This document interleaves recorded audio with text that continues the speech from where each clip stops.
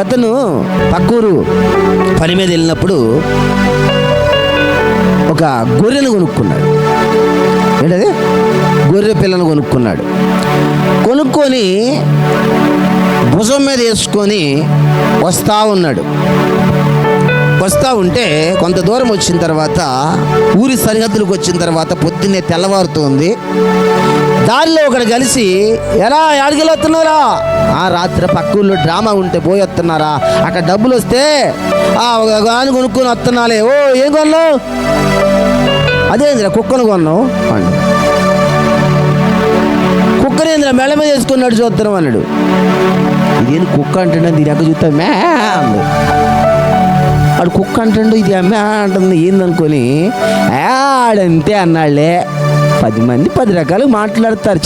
వాళ్ళ మాట నేనేంటంటే అనుకొని మళ్ళా వస్తుంటే మళ్ళీ ఒకటి సేమ్ పట్టుకో మళ్ళీ కనపడాడు. ఎరా కుక్క భలే ఉంది ఆడగోళ్ళు అన్నాడు.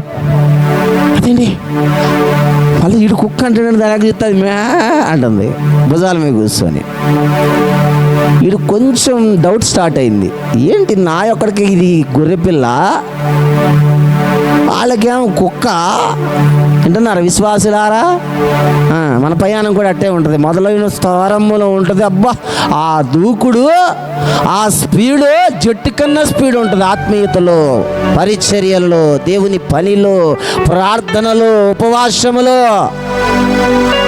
వాడు కొంచెం డౌట్ రేగింది. నాన్న ఇంకొంచెం వెనక్కి వెళ్ళిన తర్వాత ఇంకొక ఆయన పెద్ద మనిషి, కుక్కని ఆడుకోవడం భలే ఉంది నాకు ఎత్తవాళ్ళు. దీని కుక్క దాకా అలాబాడ ఇప్పుడు దాకా మోసింది దీన్నా అని చెప్పి ఎసరగానే అది అట్ట పరిగెట్టుకుంటూ వెళ్ళింది. వెళ్ళిపోయిండు. వాళ్ళు ముగ్గురు వచ్చి దాన్ని తీసుకొని పట్టుకుపోయి కోసుకొని తిన్నారు. వింటున్నారా? మందిని నమ్మితే, మంది మాటలు వింటే, ఆలేళ్ళ మాటలు వింటే విశ్వాసికి విశ్వాసం పెరగదు, అవిశ్వాసం పెరుగుద్ది.